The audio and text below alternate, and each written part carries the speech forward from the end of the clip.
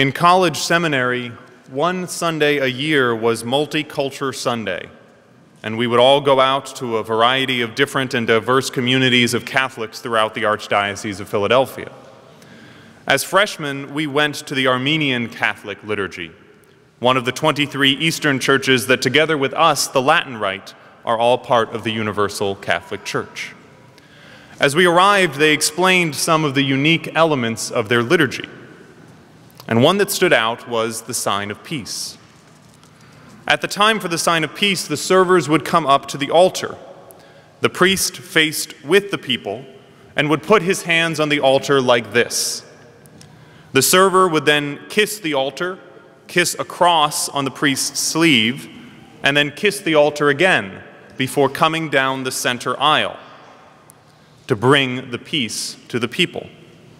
The servers would have their hands folded, and each person by the aisle would put their hands around the server's hands and take the peace from the server. Then that person would turn to the person next to them, and that person would take the peace from the server. And the servers would continue down the main aisle. In this way, it was clear that the peace was coming from Christ through the priest to the servers and to the people. This was somewhat more visible, this idea, in the Mass before Vatican II. The priest would give the peace to the deacon, who would give it to the subdeacon, who would then announce it to the people. That same pattern from Christ to the priest to the people. And with this in mind, it's even visible in our current Mass, where first the priest acknowledges that Christ is the source of peace, and then asks for Christ's peace, and then gives that peace to all the people at once.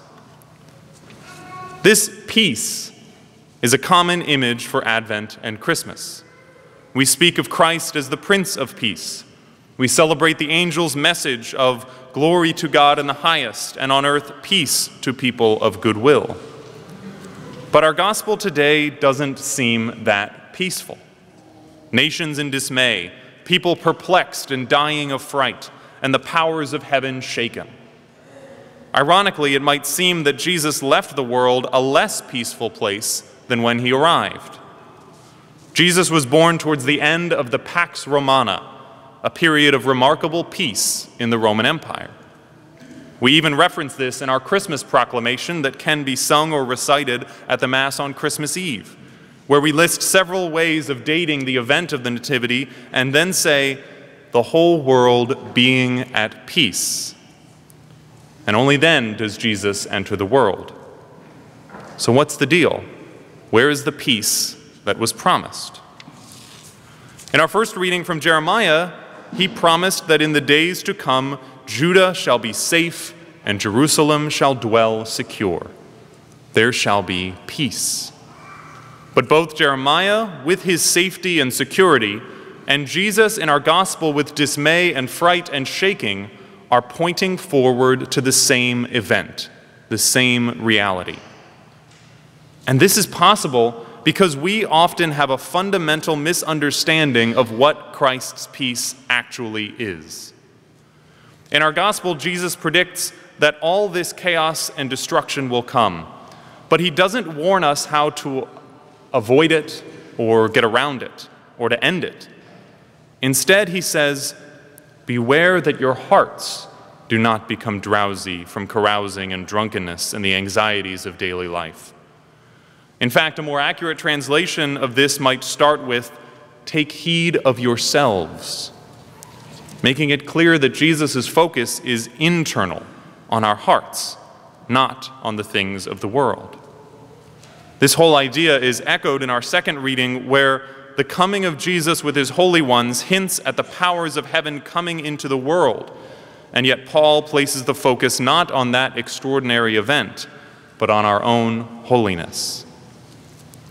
Even David in our psalm understood this. This psalm is for deliverance from enemies, and yet David places his emphasis not on the externals of war and attacks against him, but on his own internal disposition. Lord, teach me your paths, guide me in your truth. And this was also something that the early church understood well. Despite persecutions, martyrdoms, scatterings, and other hardships, the Acts of the Apostles says, the church throughout all Judea, Galilee, and Samaria was at peace.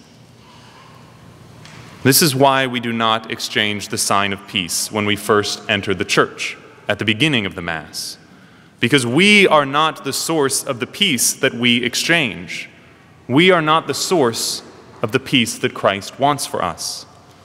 We come in burdened with dismay and fright of the world at large or of our own lives. And then, once Jesus is present on the altar in the Eucharist, we receive and then exchange his peace. Unlike the Roman peace, Christ's peace is not contingent on the state of the world, but on the state of our hearts. And the escape from tribulations that is promised if we are vigilant is not an escape from experiencing tribulations, but an escape from their ability to upset the peace of our hearts. Advent, in addition to celebrating Christ's coming at Bethlehem and looking forward to his second coming, is about preparing our hearts for Christ and his peace to dwell within us. We must never forget the true source of that peace, so that in addition to bringing the peace we have received here to the world, we might bring the world back to encounter the Prince of Peace.